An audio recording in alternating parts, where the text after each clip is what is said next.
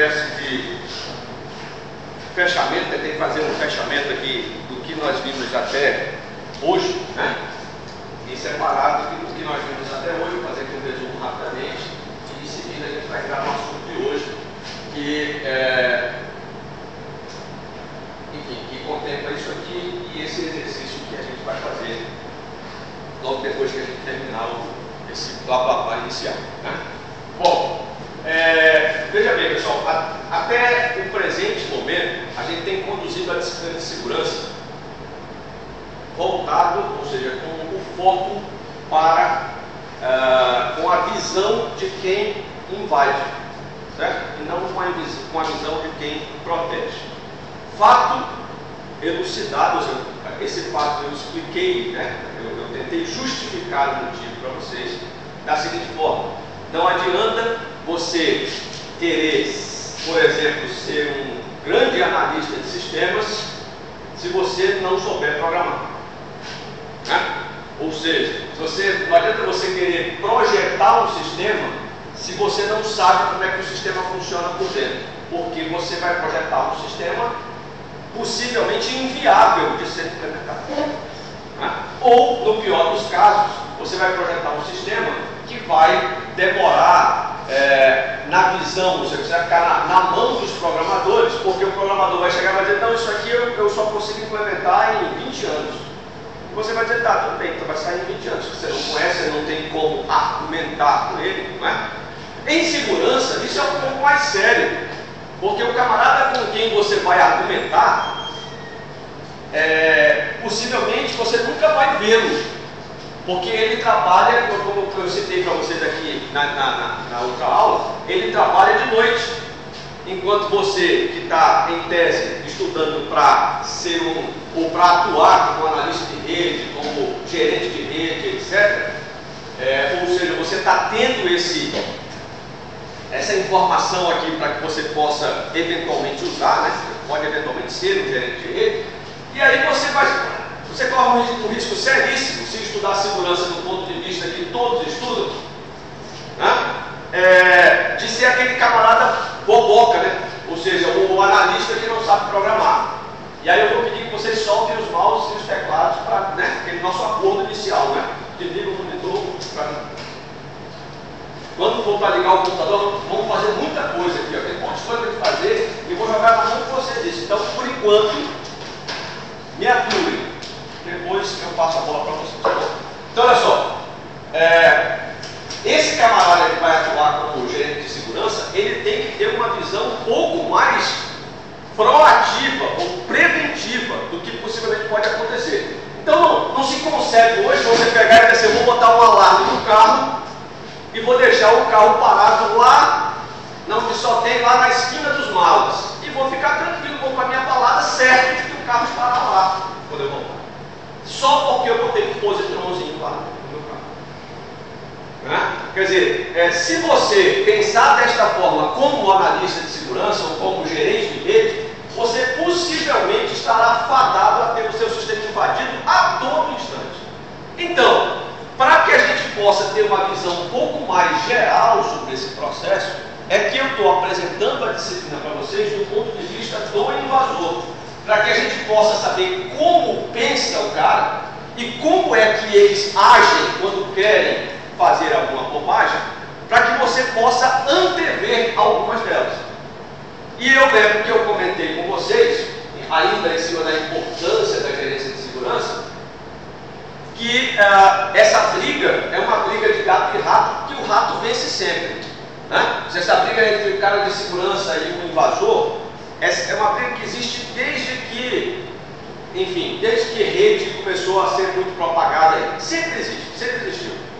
Só que agora está piorando, né? Por quê? Porque tem mais e mais profissionais saindo das faculdades sem o conhecimento necessário para dizer assim: poxa, olha, eu sou gerente de segurança. E aí o que acontece? O cara que não entra na faculdade, esse que você nunca vai ver aqui sentado, ele está lá na casa dele com não sei quantos computadores ao redor, e mexendo, e fuçando e estudando, e você está muito tranquilo lá no seu serviço de 8, né, de 8 horas, lá de 8 às 12, de 14 às 18, tranquilo, fazendo o seu.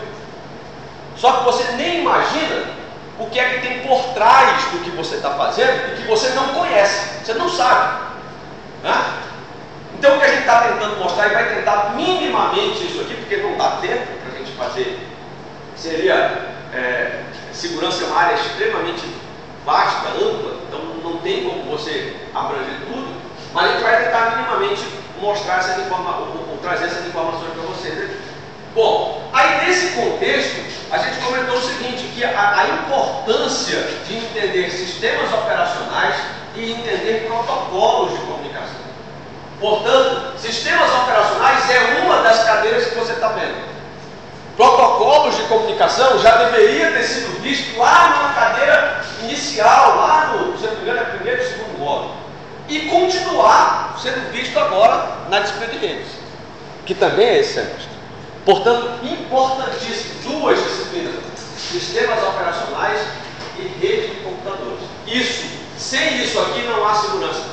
Sem o entendimento dessas duas partes, não há entendimento de segurança. Está claro isso? Por isso que às vezes a gente vai insistir no estudo detalhado de algumas coisas que você possivelmente vai pensar assim, para que eu estou vendo isso? Mas antes de você pensar dessa forma, eu já estou dizendo para você, você vai ver por conta desse contexto que eu estou mostrando para vocês. Não adianta eu chegar aqui, que é muito fácil.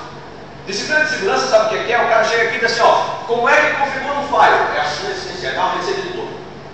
Depois ele fala sobre criptografia, e acabou a disciplina. Certo? Só que configurar file é muito simples, tem 1,5 milhão de receitas na internet para fazer isso. 1,5 milhão. Tanto faz no Windows, no Linux, onde você quiser, tem 1,5 milhão de receitas prontas. Você pega, baixa, coloca e está funcionando. Agora, entender o que é que o firewall está fazendo, porque o que é que o firewall faz? Protege, faz filtros em cima de protocolos, em cima de atividades do sistema operacional. Então, como é que você vai filtrar algo que você não sabe para que serve ou para que funciona, ou como funciona, por exemplo? Então, por essa razão, a gente vai estudar algumas coisas aqui um pouco mais em detalhes, tá certo? Para que você possa, nessas poucas coisas, realmente conhecer como é que funciona. Para que na hora que a gente chegar lá na frente, se for configurar o file, porque a gente vai acabar configurando o file lá no final da disciplina, você vai se configurar o file não mais com aquela visão de simples usuário, mas com uma visão completa de como é que funciona pelo menos aquelas partes do file que a gente vai configurar. Tá legal? Tá entendido isso?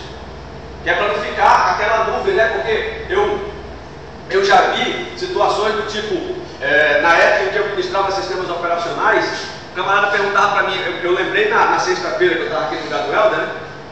Processo. Pô, cara, negócio de fork para lá, fork para cá. O cara perguntava assim, para que eu estou aprendendo isso? Onde é que eu vou usar esse treco? Para que eu vou usar?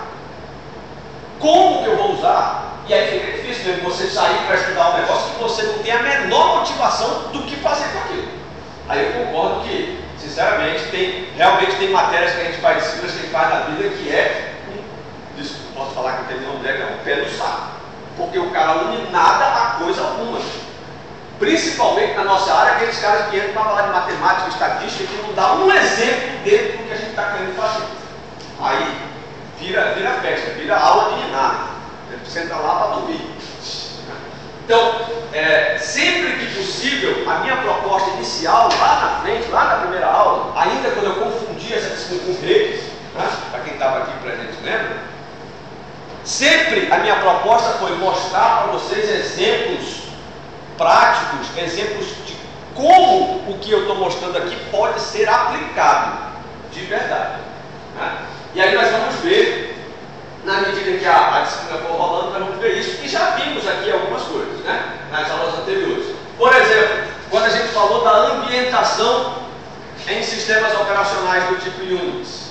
Lembram disso? Que nós falamos antes de vocês estarem vendo fork com o Helder. Nós falamos de processos. Lembra? Bom, quem não lembra, seria muito bom que acessasse o material audiovisual que está lá na página de vocês, na página do curso. Redes e FTO e do BR tem a aula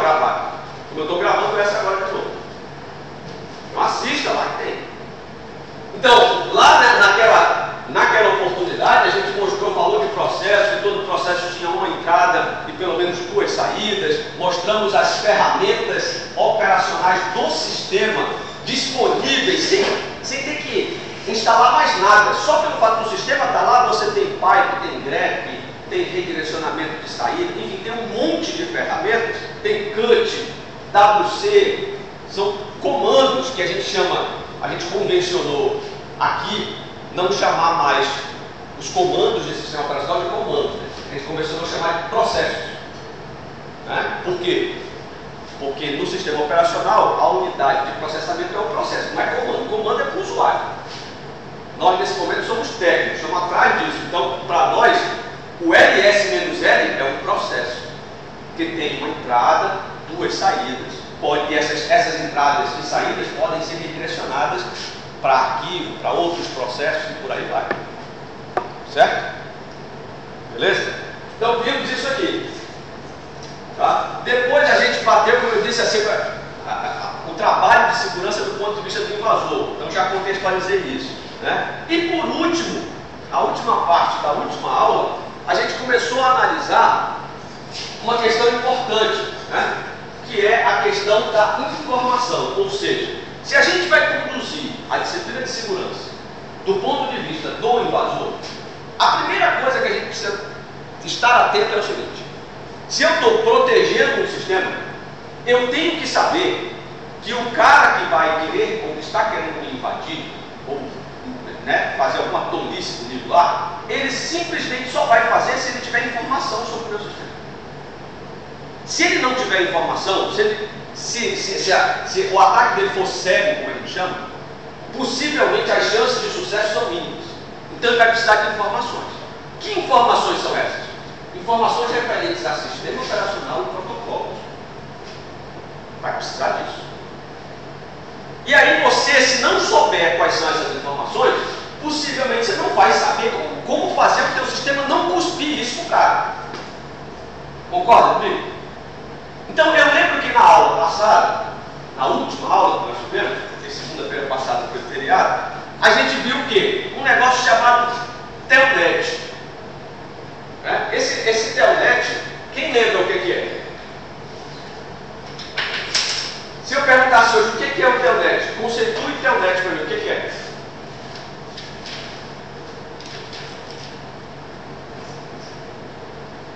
Já vi que o exercício de hoje vai ser uma festa. Que faz acesso remoto. É o quê? Porque se conecta remotamente numa máquina. Esse é o seu conceito. Mas então a gente tem que trabalhar um pouquinho mais ele, né? Trabalhar como? Porque quando você fala de telnet, um usuário vai dar essa informação, vai dar essa resposta que você deu. Né? E a gente não quer mais trabalhar do ponto de vista do usuário. Então vamos contextualizar isso aí. O que é o telnet? Do ponto de vista de computação. Processo. Perfeito. É um processo. Joga. Do ponto de vista de sistema operacional, né? Agora, do ponto de vista de computação, é o quê? O que é o telnet? O que é o browser? O Mozilla é o quê? É o browser, certo? Mas o que é o browser, do ponto de vista computacional? Do ponto de vista do sistema computacional que a gente tem aqui, né? O que é o Word? Tudo bem, já estamos quase lá, mas eu posso perguntar, você se chatearia comigo ou com alguém que dissesse assim que o Word é uma aplicação da Microsoft? Então se eu disser que o telnet é uma aplicação, você ficaria chateado comigo? Porque o que é a aplicação? É tudo aquilo é todo o conjunto de programas, ou seja, todo programa que possa ser executado e que você possa interagir com ele. Então o telnet você interage com ele, não interage? Sem dúvida, você tem que estar telnet, é assim, coloca o IP de onde você quer conectar. Se não for assim, o telnet não funciona. O telnet não funciona só. Agora, pergunto para você, e um outro camaradazinho chamado TCP é uma aplicação? Vocês conhecem esse cara? É um protocolo, beleza.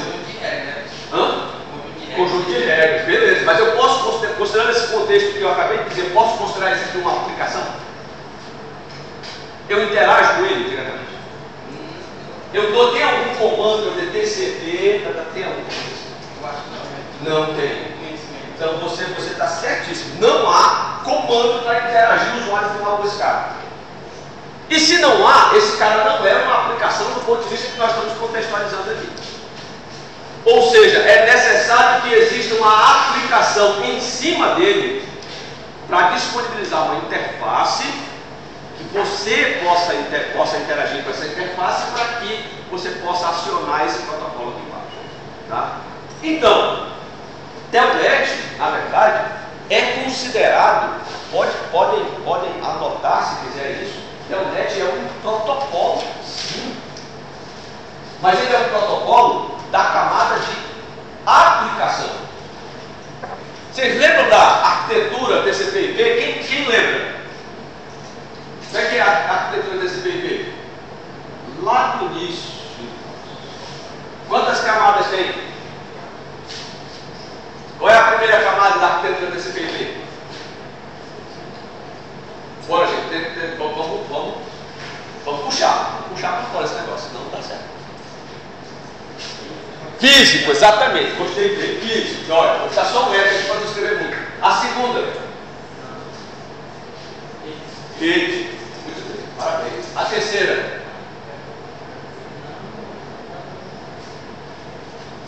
Está quase lá. A terceira é onde fica esse cara aqui, ó. Como é o nome desse cara? Essa sigla quer dizer o quê? Transport Control Protocol.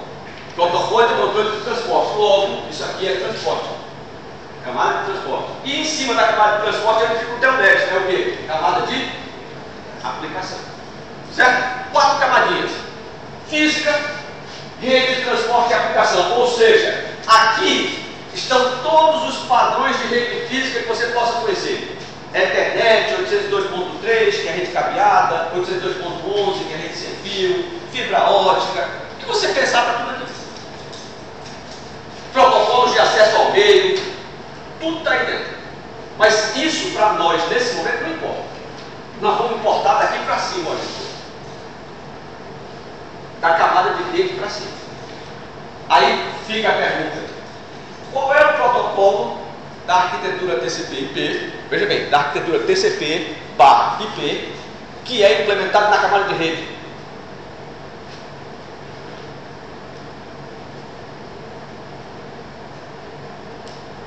Quem está interessado em sair daqui para fazer concurso, se não souber essa resposta, vai se torar na parte de rede de qualquer concurso, que todo concurso faz isso. Todo.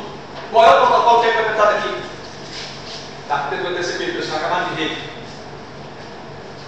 Vocês conhecem ele muito. Vocês sabem por que o nome da arquitetura chama TCP/IP? É porque os dois protocolos são os mais importantes da arquitetura, certo? O IP é aqui e o TCP é aqui. Por isso que o nome é TCP/IP. O IP é na camada de rede, o mais importante. E o TCP é o mais importante da camada de transporte, embora existam outros.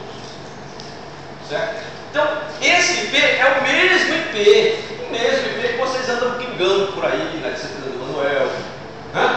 Que andam fazendo ping várias vezes. É o mesmo IP que vocês andaram fazendo Telnet na minha disciplina. É o mesmo cara. Tá? Então, esta arquitetura aqui, aí seguindo a sequência, na camada de rede eu tenho o IP, na camada de transporte eu tenho o TCP ou o outro irmão dele, que é quem? O DP. Lembram a diferença dos dois? TCP quer dizer Transport Control Protocol, já falei. O DP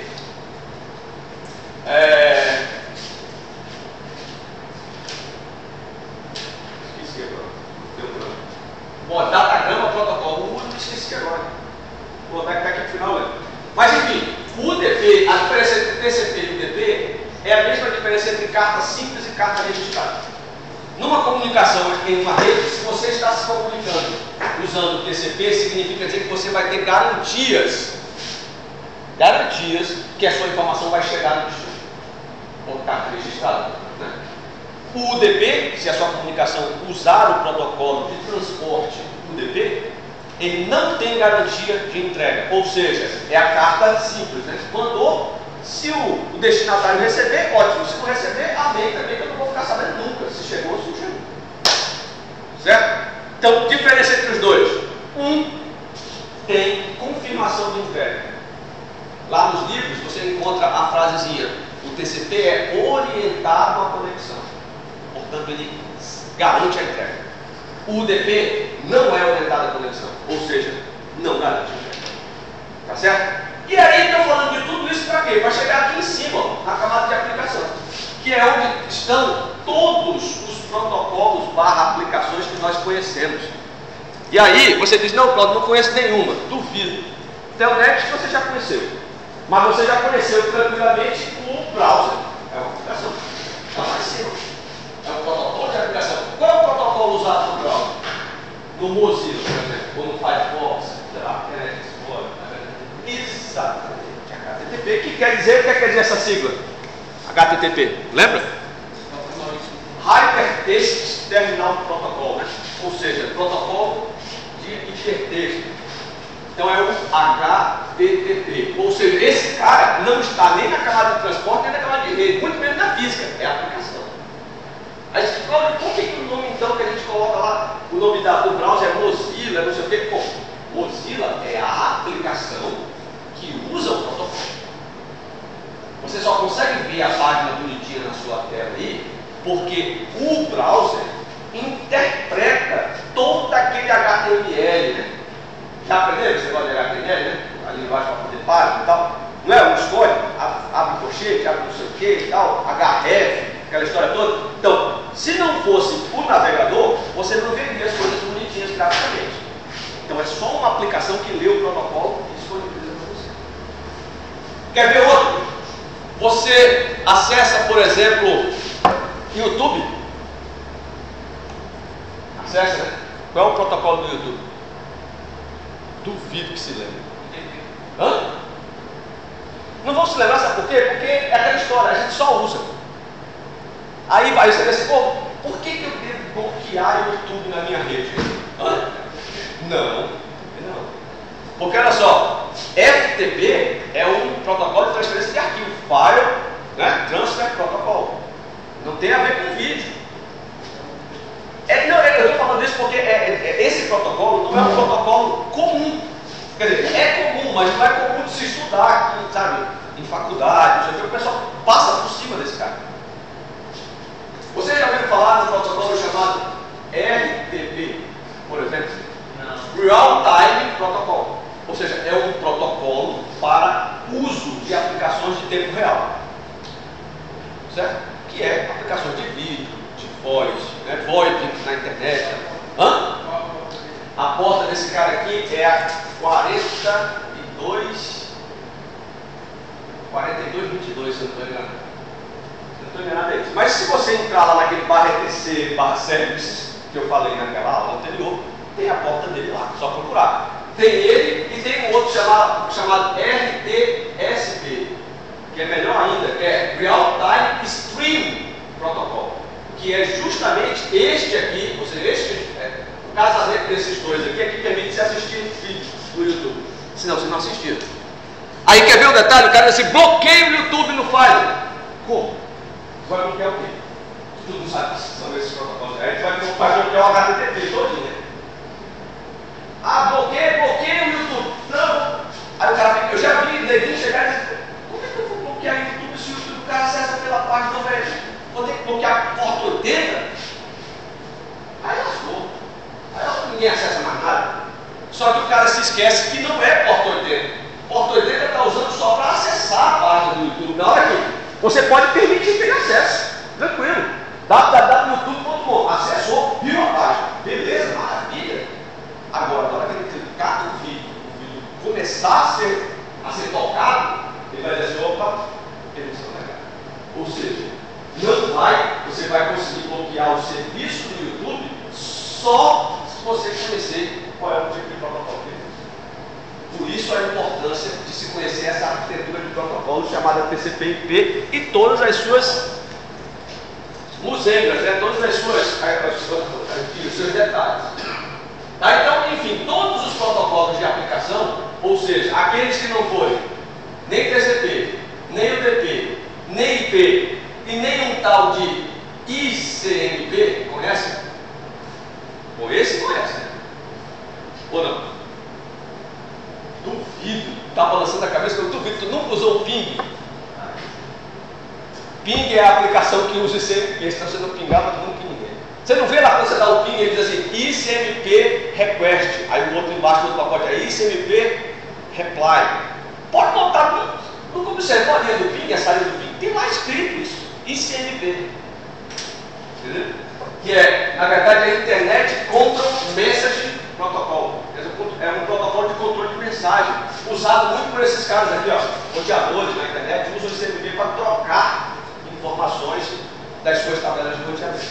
Mas enfim, resumindo, se não for o TCP, o DP ou o ICMP, que estão todos na camada de transporte, nem o IP, que está na camada de rede, está tudo na aplicação. Certo? Aí você pode elencar quantos você quiser. FTP, Telnet, SSH, HTTP. Diga outro. Você conhece, que lembra assim de cabeça? SSH, acho que eu já falei isso. SSH. Vamos lá, Telnet, SSH, FTP, HTTP. O que mais? Lembra de mais algum?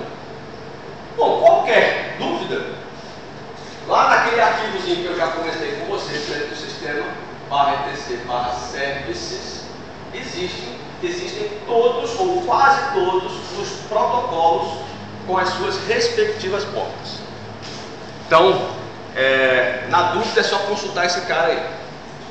Beleza? Então, o que é que aconteceu na aula passada? Nós começamos, baseado nesse contexto de informação, nós queríamos verificar o quanto que é importante ter informação de um sistema para poder invadir.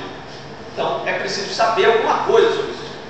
Então, imagine o seguinte, nós partimos fizemos até algumas demonstrações com o Data Show aqui, onde eu peguei um IP meu, ali da minha sala, no computador que fica ligado ali o tempo todo, e comecei a fazer o seguinte, bom, imagina que eu não sei nada sobre aquilo, eu só sei o IP dele. Aí eu peguei e mostrei para vocês que é fácil eu usar o Telnet para fazer o computador lá cuspir para mim algumas coisas. Basta que eu saiba o quê? Que o Telnet pode ser usado com dois parâmetros, o IP e o destino.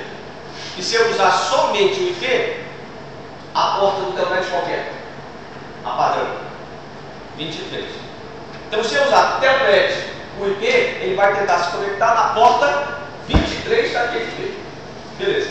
Mas se eu não quiser a porta 23, eu posso fazer Telnet, aquele IP, espaço, porta 80. Aí ele vai se conectar no serviço web daquele coisa, se existir o serviço web. Se eu quiser Telnet IP 21, ele vai se conectar no FTP. Então, para eu fazer isso, eu preciso primeiro saber o seguinte: cada serviço é associado a uma porta. Isso aí está claro para vocês? Cada serviço está associado a uma porta. Não existe serviço disponível na internet sem porta. Isso aí é preciso que fique claro, porque lá na frente, quando o Manuel falar de socket nada mais é do que um conjunto de IP e porta. Isso identifica uma conexão. Eu desafio alguém a me dizer que faz uma conexão sem IP e porta na internet. Não tem como.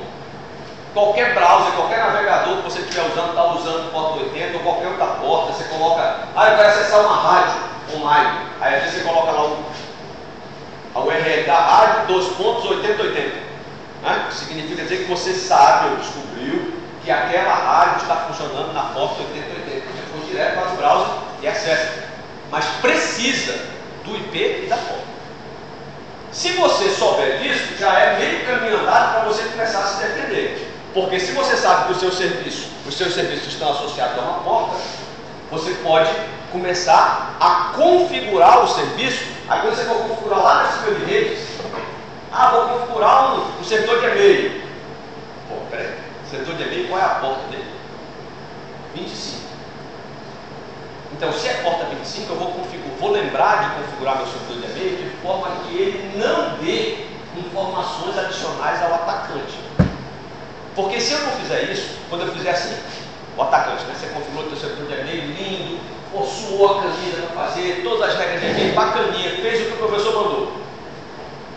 Está lá já fez o que você aprendeu aqui, colocou o setor de e-mail lá no teu serviço, ou sei lá, no teu cliente, só que você esqueceu da segurança. Aí o cidadão que está lá à noite, muito facilmente vai fazer telnet no teu IP, porta 25.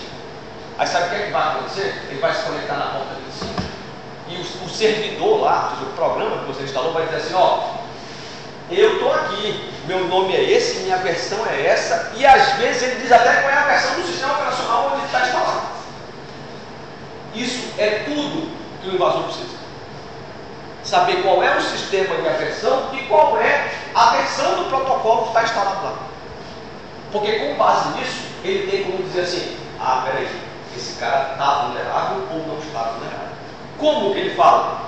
Existe 1,5 milhão de sites na internet que disponibilizam vulnerabilidades em qualquer aplicação que você for conhecida. Algumas delas estão aqui, ó. Mas existem N sites que mostram isso. Então o cara não precisa ser muito sabido para dar um telnet e verificar que a versão do teu CNMI é a versão 2.5.4, por exemplo. Aí vai na internet e procura CNMI 2.5.4. Vulnerabilidade. Vai encontrar um monte de exploits, que são programinhas prontos, que ele baixa da internet, compila e aponta para o teu IP. Provavelmente, com alguma sorte, ele vai ter shell de boot na tua máquina. Certo? Então, se você souber que isso pode acontecer, você concorda comigo que fica mais fácil você em vez de simplesmente configurar a aplicação como um pouquinho, você configura e adiciona mais uma configuração, porque essa história da aplicação fornecer informações é configurável. Lá no arquivo .conf da aplicação, você pode dizer lá, habilita ou desabilita a informação, o display da informação. Certo? Agora, se você não sabe que é possível coletar essa informação, você possivelmente não vai nem ligar, nem lembrar de desabilitar isso na configuração que você está fazendo. Está entendido? Então, por isso que eu digo para vocês, a gente tem, toda vez que estiver mexendo com rede, nós temos que parar de pensar simplesmente como um camarada que está instalando alarme em casa. Tá legal? Então, foi nesse contexto aqui que nós terminamos a aula passada. Eu mostrei a questão do telnet, como é que faz para... Mostrei as portas de serviço onde estavam, né, o número das portas, e disse para vocês assim, agora vocês façam o seguinte, está aqui o IP da minha máquina, eu quero que vocês verifiquem quais são as portas que estão abertas na minha máquina lá. Bom, são 65.535 portas.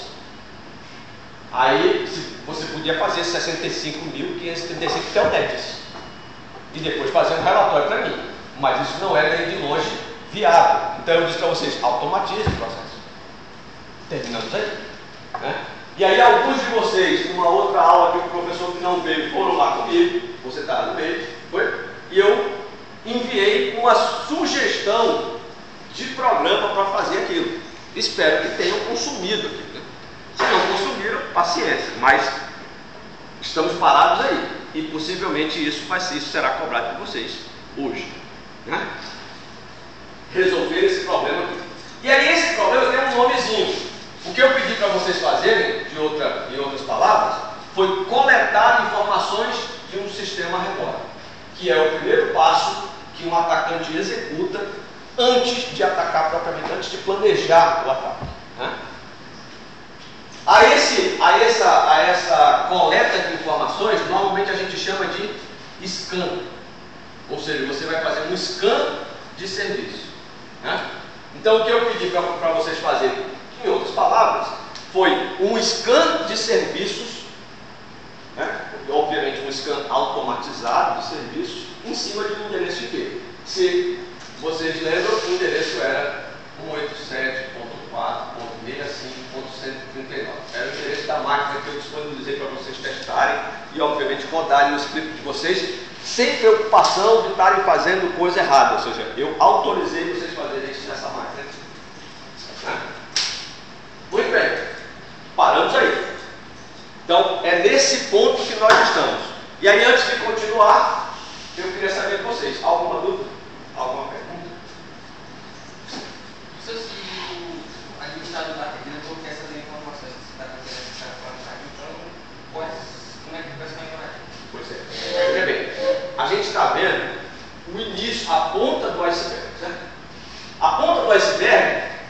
você perguntar, é você perguntar para o cara te responder, certo? Pô, se eu tenho, lembra aquela história?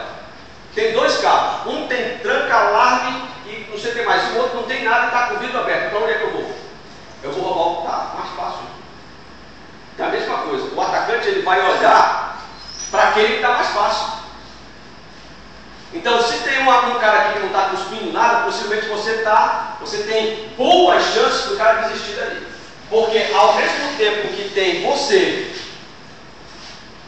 que inibiu o scan de portas, que é uma forma, vamos dizer assim, simples e normal, primitiva de se coletar informações de qualquer sistema, se o sistema inibiu isso, o cara vai comprar outro. Ele vai comprar outro. Porque quanto mais informação ele tiver, melhor. Sem informação, não há como se formular ou se planejar ataque. Tá certo? Porque aí as cegas não dá. Agora, é possível fazer? É possível fazer. Tem outros esquemas de ataque que não precisam de informação. Nós vamos analisar alguns deles aqui. E só para te adiantar, caso você queira colocar na internet e procurar. Um chama IP Spoofing. Certo? E o outro é esse camarada aqui, ó. Então vamos ver hoje. 2. Que é Deny of Service. Ou seja, é o tipo de ataque que faz com que a máquina pare. Simplesmente, você não tem grande, você diz, não tem grande dano, né, para isso. Beleza, não tem grande dano. Mas se a máquina for a máquina de uma operadora de cartão de crédito, por exemplo, o dano vai ser enorme. Né? Se a máquina for, por exemplo, o conjunto de máquinas da Google, é enorme o dano. Porque 5 minutos que esses sites ficam parados, são 5 minutos que eles deixam de ganhar ou de faturar milhões em propagandas, etc. Né? Então, é um tipo de ataque que não precisa ter informação nenhuma. A única informação que você precisa saber é o quê? Da máquina. Só, mais nada. Tá? E o IP Spoofing é a mesma coisa, que quer dizer falsificação de interesse de Deus. É você se fazer passar por outra pessoa ou por outra máquina. Tá? Aí, nesse caso, você também não precisa de muita informação do sistema invadido ou do sistema alvo. Tá? Mas a gente vai, na medida do possível, nós vamos tentando construir esse conhecimento daqui para o final da disciplina. Mais alguma pergunta? Não? Beleza, posso dar por encerrado isso então? Então isso aqui é o resumo da primeira e da segunda aula. Primeiro e segundo dia de aula. Foi isso aqui. A partir de agora é matéria nova. Beleza? Maiores informações, GRIMS e FTO e do BR. E acesse o conteúdo audiovisual que tem lá. Tá? Tem conteúdo das nossas aulas aqui, aulas gravadas minhas, e tem conteúdo de outras aulas que tem no YouTube também sobre segurança. Então tem muita coisa. Por enquanto não estou pedindo para vocês lerem nada. É só para assistir, é só para ver e ouvir. Então eu acho que vale a pena dar uma consultada no material. Como eu disse para vocês, a gente está tentando disponibilizar a maior quantidade de infraestrutura possível para vocês. Agora, eu espero que vocês usem. Porque se não usar, não vai adiantar muita coisa. Muito bem, vamos seguir então aqui. Hoje, então, nós vamos ver, ou começar a ver, a categorização dos ataques que normalmente acontecem nesse mundo inteiro, nesse mundo internet. Bom, então olha só, existem duas grandes classes de ataque. Todo ataque à rede de computadores, ele está, ou ele é desta classe ou é desta. Ou ele é um ataque remoto ou é um ataque local. Não existe outra opção. O que é que você imagina que é um ataque local? Faça parte da mesma rede. Exatamente. Ou seja, é um ataque onde vamos dizer assim, o atacante e o seu alvo estão dentro da mesma rede local, fisicamente falando. E esse, pessoal, é um dos ataques mais difíceis de se inibir. Por quê? Porque a grande maioria dos administradores de rede acham que o inimigo está do lado de fora. Então eles protegem as suas redes contra ataques externos, portanto remotos. Agora, imagine o seguinte, se você neste momento quisesse, por exemplo, fazer um ataque na máquina servidora dos laboratórios, você poderia. Não poderia? Porque não existe nenhum mecanismo de proteção que bloqueie você, como usuário desta rede interna dos laboratórios, de chegar no servidor.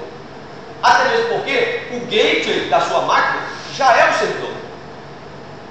Ou seja, a rota default de cada máquina dessa aqui já aponta, aqui é laboratório 5, então deve ser 10, 10, 5 alguma coisa. E o gateway deve ser 10, 10, 5, 1. Até isso a gente já sabe. Então, se as máquinas aqui estão todas dentro da rede 10, 10, 5.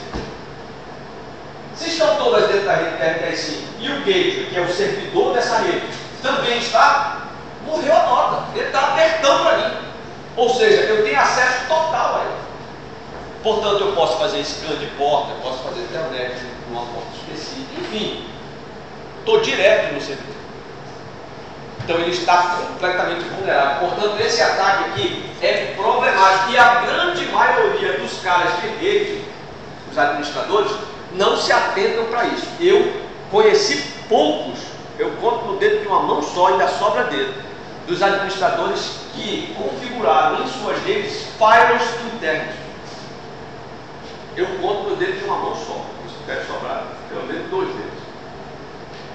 E uma das coisas mais simples do ponto de vista de segurança de fazer, do que a gente chama de um ataque de negação de serviço, é muito simples. Imagina o seguinte: imagina que uma rede está somente instalada, uma rede local, o cara se preocupou muito em fazer, em configurar firewall, filtrar isso, filtrar aquilo, botar script, inibir que o cara acessasse site pornográfico, um monte de coisa. Mas ele esqueceu de fazer o seguinte: ele esqueceu de separar o que era a rede dos servidores e o que era a rede dos clientes. Aí o que acontece?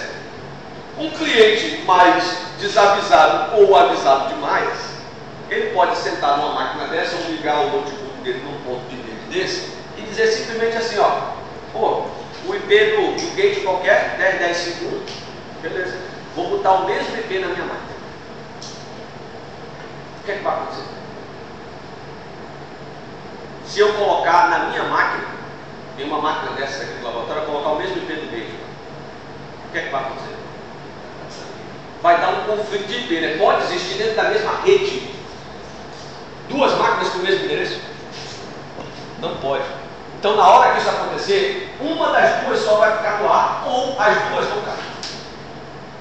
Ou seja, você tira o gateway de todo o laboratório do ar. Aí imagina isso numa empresa, né? Imagina isso ali na parte administrativa aqui do Instituto, onde existe a mesma configuração dessa que eu falei, ou seja, o servidor está na mesma rede das demais máquinas. Aí chega um professor, ali na sala dos professores, liga o notebook dele e espeta na parede lá do conector de rede.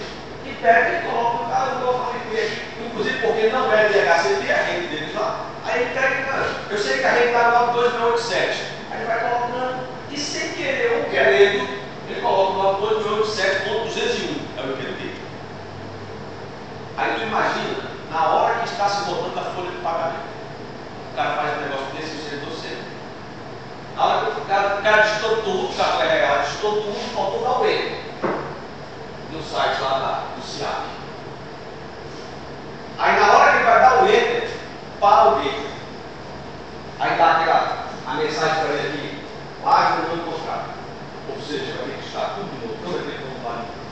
Por conta simplesmente de um detalhe que o administrador sabe, mas muitas vezes tem preguiça de fazer, porque acha que nunca vai acontecer isso dentro da rede dele. É um ataque local. Certo? Então fiquem atentos a isso. E existem outros ataques locais que a gente vai comentar aqui. Mas, falando da outra classe, assim como a gente falou da classe local, existe a classe de ataques remotos. Essas classes, ou esses ataques pertencentes a essa classe, eles precisam ser melhor elaborados. Aí aqui não é um ataque qualquer. Não é qualquer um que pode fazer um ataque desse.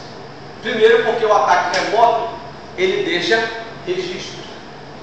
Se você fizer um scan de porta de uma máquina qualquer, quando você fez na aula passada e vai continuar fazendo hoje na minha máquina ali, o registro dela lá, o que a gente chama de arquivo de log, fica cheio de informações, dizendo, olha, a máquina 10.10.5, tal, né?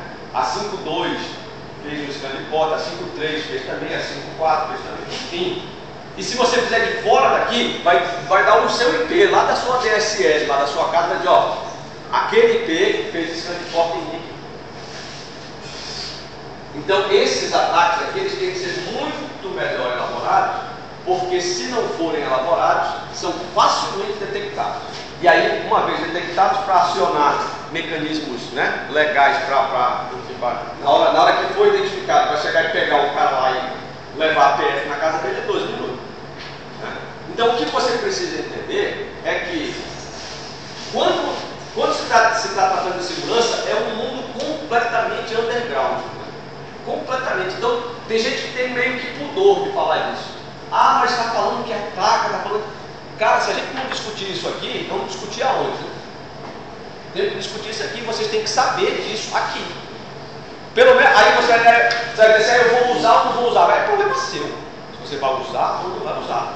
Mas pelo menos, se você não usar, você vai estar ciente dos riscos. Isso já é uma coisa legal. Ah, aconteceu tal coisa. Eu já sabia que podia acontecer, cara. Isso.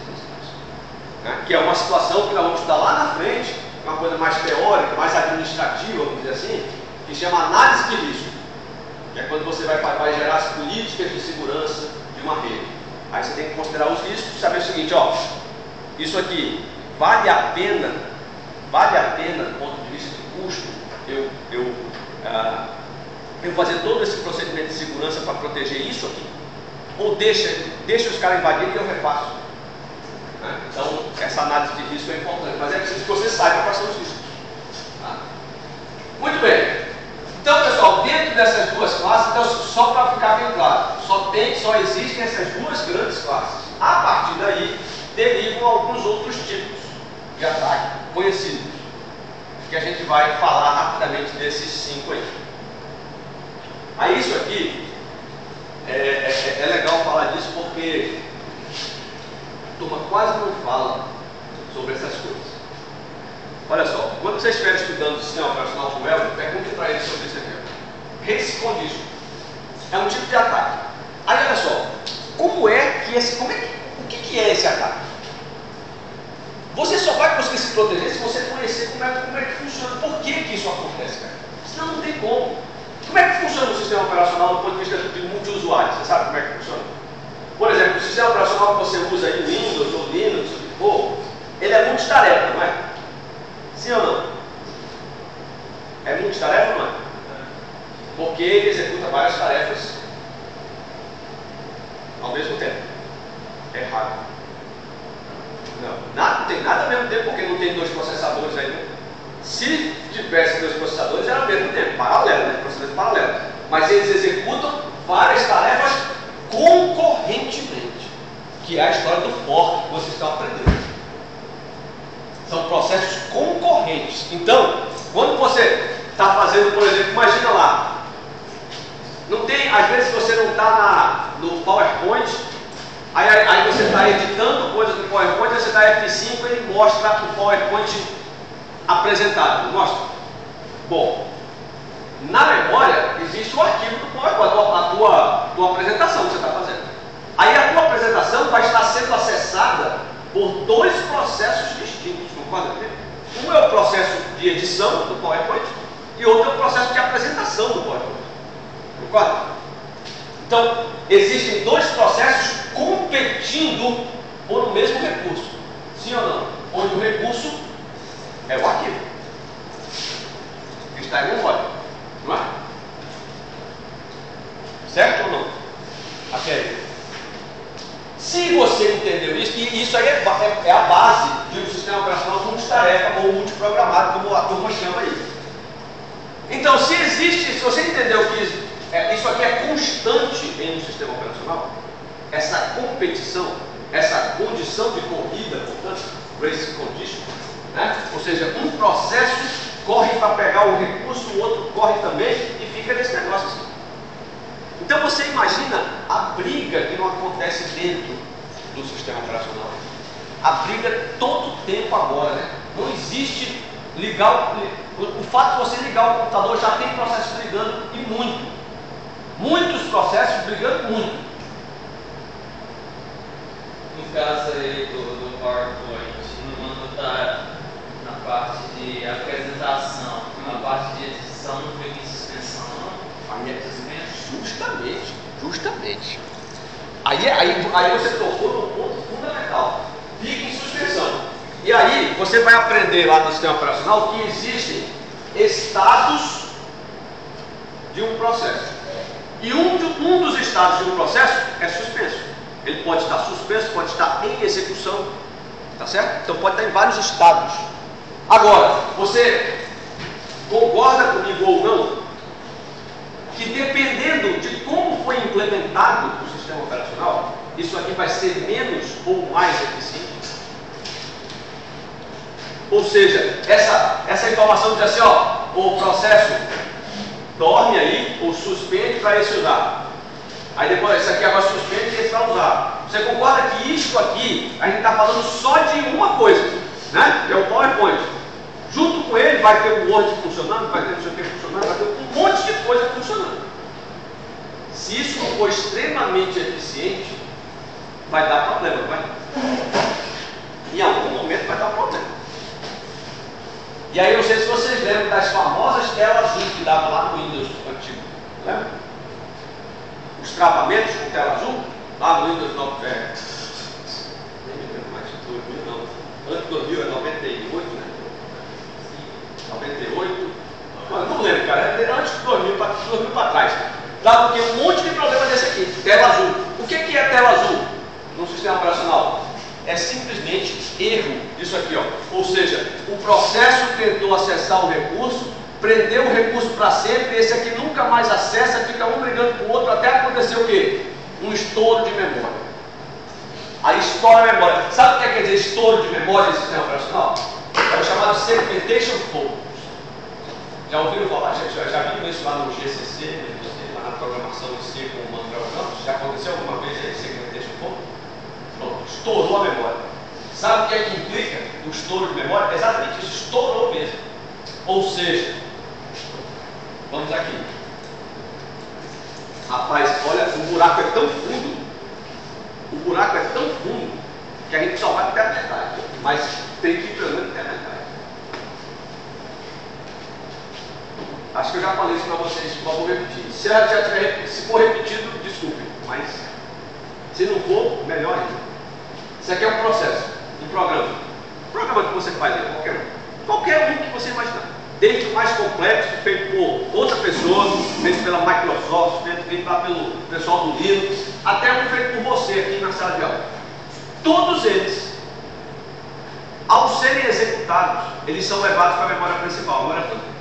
E a memória RAM vai carregá-los, vai alocar, ou seja, o que a gente chama de escalonador de memória do sistema operacional, portanto, o gerente de memória, vai alocar um espaço para esse processo que a gente chama de espaço de endereçamento. Nesse espaço, existem três partes. Esse espaço é dividido em três. Uma a gente chama de área de dados, a outra área de código e a terceira que é a área de pilha. Sabe para que serve cada uma dessas? Quando você faz lá int c, declarou uma variável, vem para cá. Tudo que é variável vem para cá, área de dados. Tudo que não for variável, for fluxo de controle do código, if, while, for, papapá, vem para cá. Atribuição, vem tudo para cá. E aqui, fica o quê?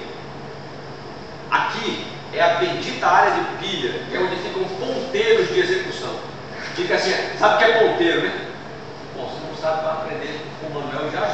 Mas enfim, o ponteiro é uma variável que simplesmente indica uma posição de memória.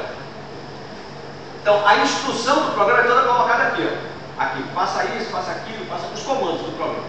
Então, esse apontador, essa área de pilha tem simplesmente um apontador para dizer assim, ó, estou executando essa instrução, agora estou executando essa, agora estou executando essa. Quando dá estouro de memória, esses apontadores aqui enlouquecem. Eles existem na memória, então eles não são simplesmente apagados, eles simplesmente apontam para qualquer lugar que a gente chama de mundo. Apontam para algum lugar na memória. E normalmente esse lugar os caras que fazem a invasão, eles sabem exatamente onde fica. Porque quando a gente fala algum lugar, não é algum lugar aleatório, é algum lugar dentro de uma parte reservada para erro da memória, certo? Aí o que é que os caras fazem? Nesse algum lugar, eles colocam um código de um shell, por exemplo. Aí você imagina se esse programa que você está executando aqui é um programa que está rodando com privilégio de root, privilégio de superusuário, ou de admin, o quê? Exemplo, vamos lá, você está instalando um servidor Apache, por exemplo, servidor web, ele roda como root. Aí suponha que esse aqui seja um programa do Apache. Aí dá um estouro desse no programa do Apache. O que é que vai acontecer? O ponteiro vai estar nulo. Aí o cara coloca lá um shell, ou seja, um código executável, aí isto aqui vai executar o que tiver aqui, com privilégio de root. Portanto, vai abrir um shell de root para você, sem você ser root, sem ter senha, sem precisar de absolutamente nada. Certo? Aí você diz assim, pô, Cláudio, isso aí é surreal, tira a sua. Vou mostrar para você depois. A gente está preparando uma máquina para mostrar isso. O Celso amanhã libera para mim. E eu vou mostrar para vocês aqui como é que isso acontece e que acontece mesmo. Agora, diminui na medida em que você escolhe um sistema operacional para atuar na tua máquina, nos teus servidores, que sejam menos vulneráveis a isso, aquela race condition ali, ou seja, que tenham rotinas, procedimentos que tenham sido implementados de forma mais coerente, de forma mais concisa, coisa que não acontecia, por exemplo, no nosso amigo Windows do 2000 para trás. Por isso, a grande quantidade de tela azul e a grande quantidade de vulnerabilidade do Windows daquelas versões para trás.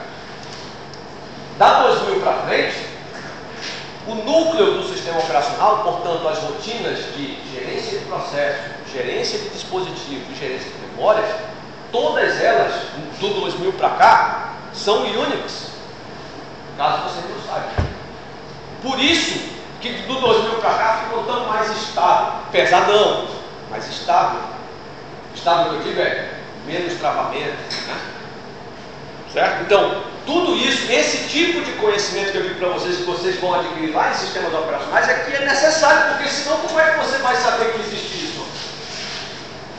Aí você é um incauto e pega e mete uma máquina Windows 98 na rede, lá na tua casa, com um IP real. Pediu para se lascar, né?